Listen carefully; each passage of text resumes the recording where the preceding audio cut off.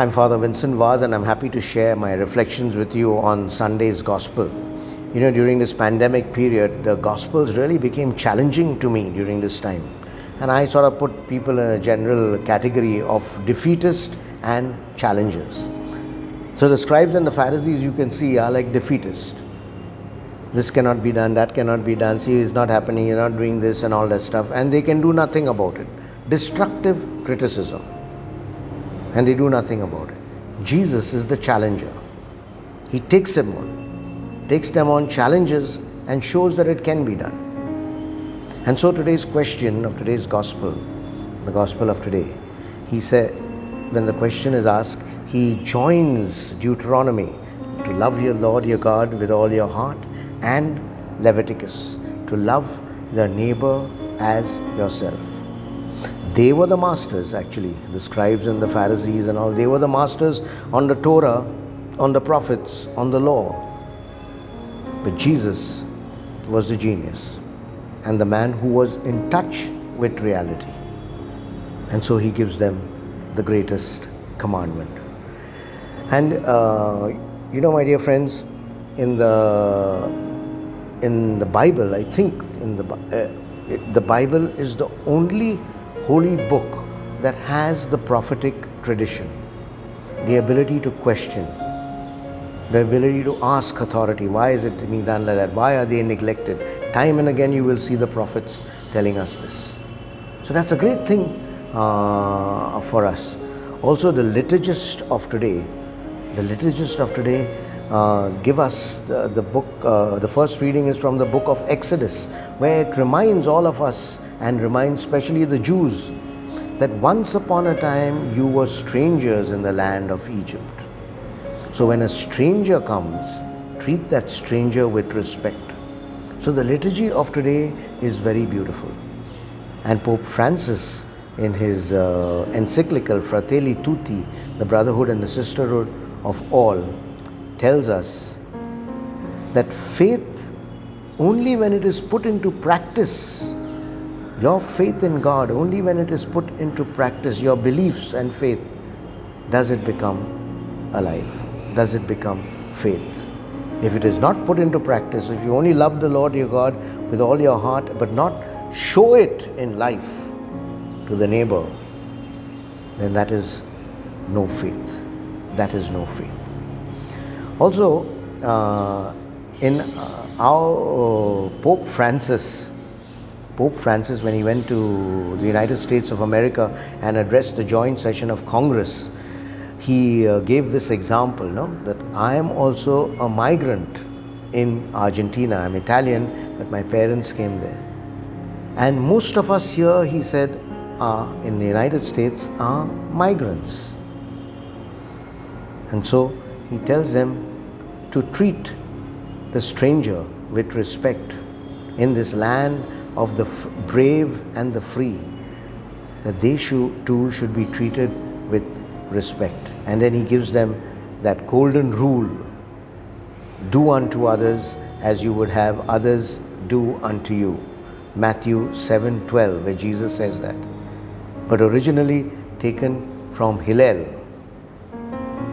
And Hillel had said that if you want to sum up the Torah, the prophets, and the law, it can be summed up in one sentence: do unto others as you would have others do unto you.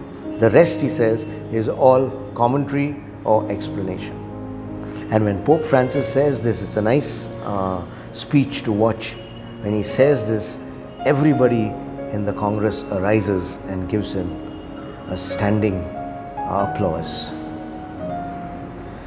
The second point I want to make, my dear friends, is that why do these lawyers and the Pharisees wanted to trap Jesus? And I think from my experience, they themselves were feeling guilty. They were not doing it. And they knew they had to do it, but they were not doing it. And so they want to trap Jesus. They want to find some support in this whole thing. Because faith now had become a business transaction. That's why Jesus takes the whip and cleanses it. Faith had become authoritarian. I have decided, finished. So There's no dialogue, there's no... Faith had become glamorous. In Bombay we say, no, sab setting karke rakha. So everything has to be set. The stage, the music, the this, that, everything is set. So that has become a little bit of glamour into our faith. And so we have to get into the reality. And the pandemic, no, my dear friends, has brought that out, to see the reality of life. In the other Gospel of Luke 10, the lawyer goes on to ask another challenging question. And who is my neighbor? He asks Jesus. And Jesus doesn't give an answer. There once was a man going from Jerusalem to Jericho, the Good Samaritan. He tells him the parable of the Good Samaritan. And that man, that lawyer, is forced to answer himself, who is my neighbor? The one in need. The one in need is the neighbor. There was a WhatsApp I received a few days ago, and that they're asking, are you Hindu or Muslim? He's saying, no, I'm hungry. Whether you're Hindu, Muslim, Catholic and all, that is the third or fourth or fifth rung. The first thing is that you are a human being. The second thing is that you are hungry, you are thirsty, you are naked. That has to be taken care of. That is, my dear friends, is what Pope Francis is once again telling us in that encyclical Fratelli Tutti. And it is worth reading it, especially the original text. Because he says, the greatest failure of the pandemic is to work together. How true. We are becoming more and more unconcerned about the other. My faith, my God, my compartmentalized. That's the greatest failure. You may see it in families now. The inability to work together. You will see it in communities. The inability to work together. You will see it in the country.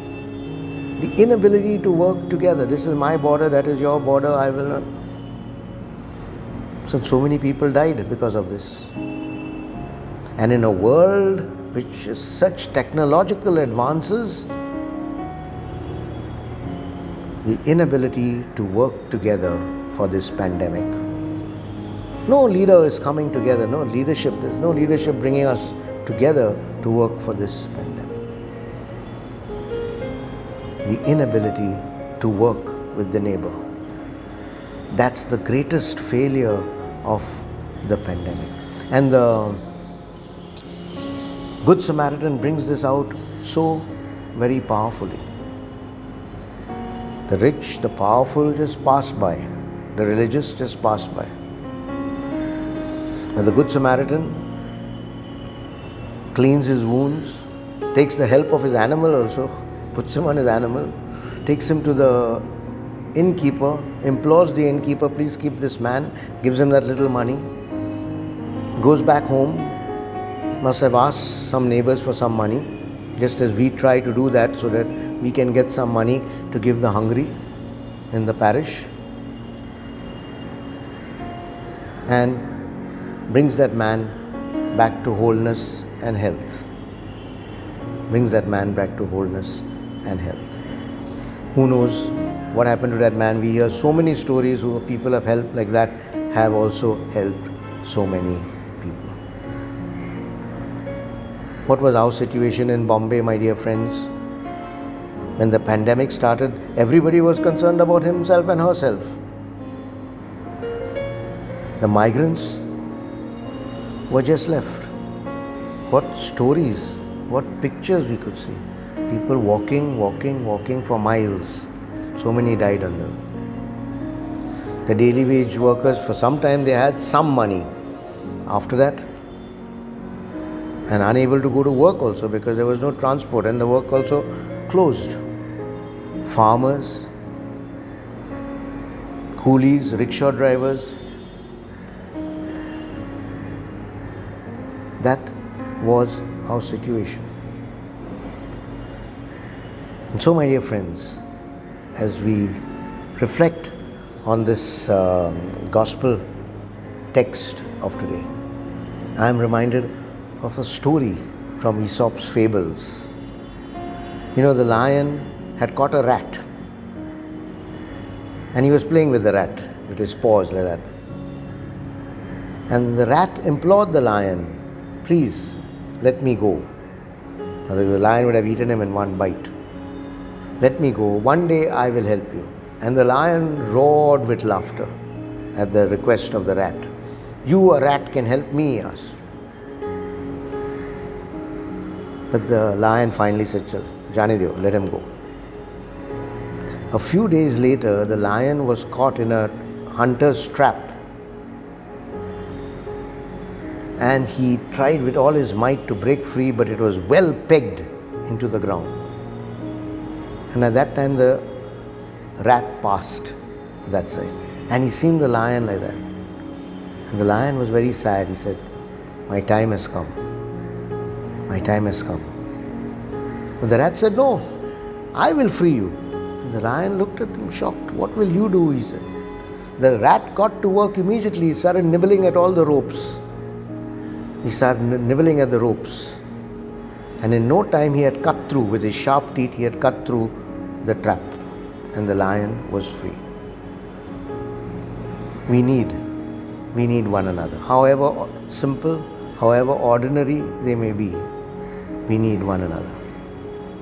And Pope Francis, in his encyclical Fratelli Tutti, is telling us that, and the Gospels of today, it's not just something just that we have to pray over and believe in.